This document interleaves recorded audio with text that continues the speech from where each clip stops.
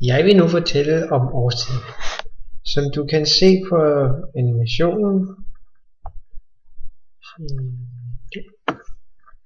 så er planeten nu i vintertiden. På grund af solen er så langt nede på jorden, så er der koldere på jorden, derved er det vinter.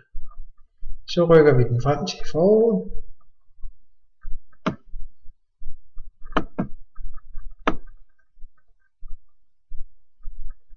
Der kan du se, at solen er så småt nu allerede ved at begynde at komme højere op på himlen. Altså der er længere dage end der er og kortere nætter.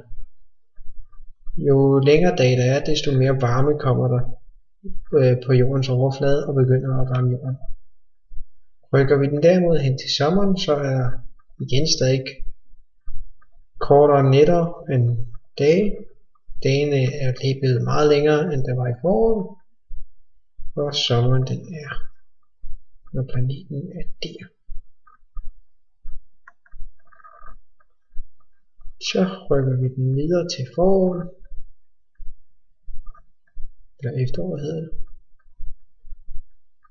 Når vi er nået til efteråret, så begynder solen så småt, som den gør sig klar til, at det bliver vinter, og jorden dermed bliver koldere. Det var det om årstiden. Nu rykker vi den frem til sommer. I det sommeren, der kan du se, at solens stråler er højt på himlen.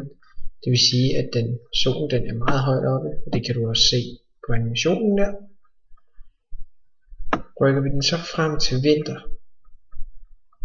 der kommer solens stråler længere ned mod jorden, og dagene bliver meget kortere, i det solen den er tættere. Det er længere nede, og jorden er koldere. I det jorden er koldere, bliver det selvfølgelig vinter.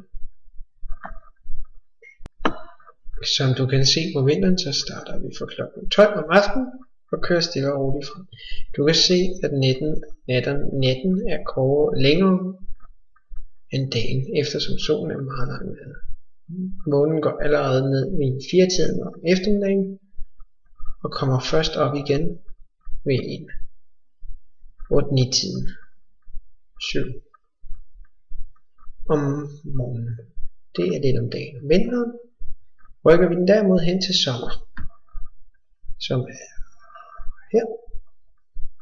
Så kan vi se, at solen den står op omkring klokken 5 og går stille og roligt, og du kan se, at solen den er højt på himlen og varm, og solens stråler er der, og den går først igen ned omkring klokken 6 om aftenen. Det var lidt om dagen om sommeren og dagen om vinteren. Her har vi Venus omkreds her. Elliptisk, tror jeg nok det hedder. Hvis vi nu ser på animationen, så kan vi se, at solen står højt på himlen. Og det er morgen fra klokken 7 til og med klokken 4. Rykker vi derimod ind til vinter, hvis vi kan gøre det hurtigt, sådan der, så står solen allerede op klokken 7 og går ned igen.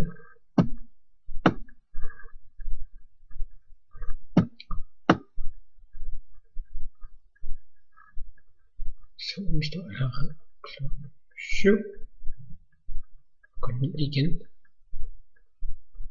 klokken 3.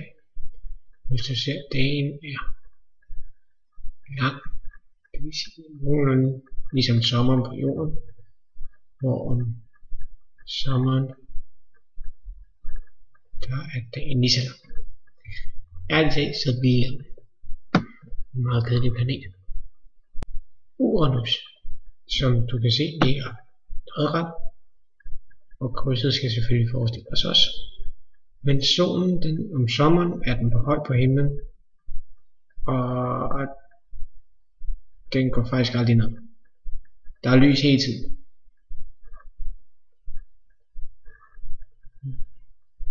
Om efteråret begynder den så småt at vise lidt nat. Det gør den også om sommeren. På et tidspunkt.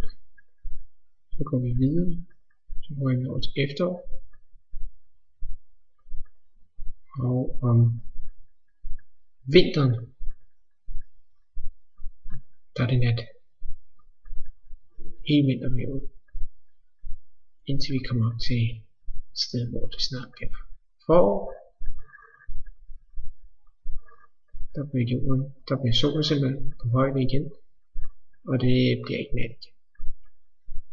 Så om foråret og efteråret, der begynder der at være dage og nætter. Og om vinteren, der er der nat stort set hele tiden. Og om sommeren er der dag hele tiden. Det var lidt om Uranus årstider. Tak for i dag.